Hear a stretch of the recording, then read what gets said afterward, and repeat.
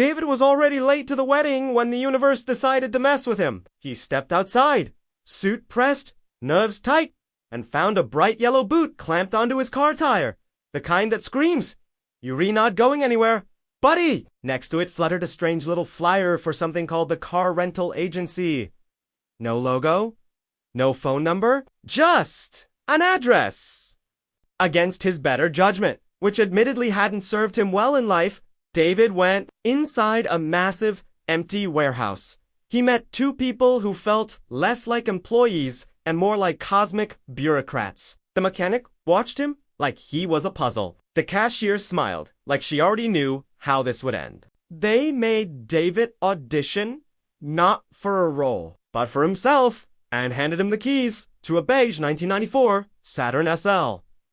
When they offered the GPS, David said yes. That turned out to be a very big mistake. At the wedding, David met Sarah. She was radiant in that effortless way that makes you immediately aware of your own awkward posture. They talked, they laughed, something sparked. Then Sarah gently shut it down. "You shouldn't pursue me," she said, which is exactly the kind of sentence that guarantees someone will spend the rest of the night thinking about you. David didn't dance.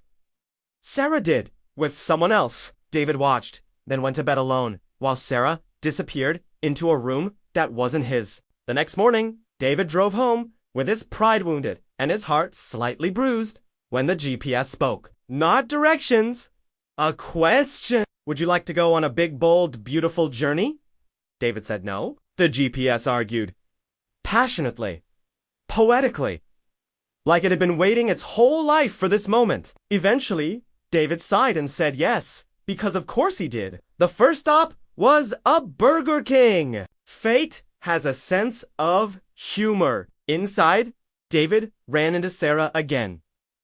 Over fries and small talk. They opened up. David confessed he'd always wanted a family, a wife, a kid, something steady. Sarah admitted that whenever life started going right, she somehow blew it up, like a talent she never asked for. When Sarah's rental car refused to start, David's GPS practically purred with satisfaction and told him to offer her a ride. She accepted. They drove until the GPS told them to stop in the middle of the woods. There was nothing there except a red door, standing alone like it had forgotten what wall it belonged to. They stepped through, and suddenly they were in a lighthouse in Canada. David recognized it instantly. He'd been there with his mother once. They climbed to the top, looking out over endless water, sharing a quiet moment that felt borrowed from another life. The next door appeared in a field, tagged with graffiti. On the other side waited Sarah's favorite art museum, the one she used to visit with her mother before she died. A kind security guard let them wander after hours. Sarah stood before her mother's favorite painting, two faceless figures sitting together, and for the first time, David understood how deeply love and loss had shaped her. Then came the greenhouse door. David froze. It opened into his high school. He was 15 again, terrified, hopeful, about to perform in a musical and confess his feelings to a girl named Cheryl. He remembered seeing her choose someone else. Remembered the humiliation. Remembered how small he felt. He had to relive it all, even stepping back onto the stage mid-show. This time, though, he told Cheryl the truth. Not just about his feelings, but about the future. Her future. The heartbreak didn't disappear, but it softened. When things got too painful, Sarah jumped on stage and sang with him. The audience joined in. And just like that, the moment lost its power over him. Later that night, the road grew darker. Sarah warned David not to fall in love with her. He already had. The car stopped again, and suddenly they were in a hospital. This was the night Sarah's mother died. The night Sarah hadn't been there. She told her mother about David through tears, finally letting go of the guilt she'd carried for years. Nearby, David found his father, terrified, young, about to become a dad, and offered him the comfort he'd never known he needed. They drove on atop a mountain.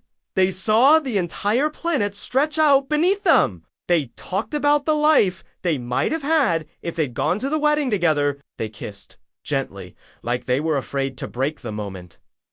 Then came the hardest door. A cafe, where their past relationships waited. David faced his ex-fiancée and admitted he'd fallen out of love. Sarah faced a man she planned to abandon without explanation and finally spoke the truth. Pain lingered, but honesty cleared the air. On the road again, a deer hit the car. The Saturn broke down, then caught fire. Sarah took it as a sign. She said they should stop before they hurt each other. David said he loved her. Sarah said he loved the journey, not her. They slept in separate rooms. In the morning, the car was fixed, as if nothing had happened. They said goodbye. Their final doors took them home. David became his father for one night, comforting his teenage self, telling him the pain wouldn't ruin him. Sarah relived a simple, beautiful memory with her mother. Not grief, just love. When David returned the car, he realized the truth. The rental agency wasn't about cars. It was about timing. Sarah had been an understudy, not planned, but perfect. Later, Sarah returned her car too. Then, she didn't leave. She went to David's apartment instead. She told him she was scared. She told him she loved him. She told him she was ready to try. They kissed. And for once, the journey didn't end with goodbye, but with the beginning.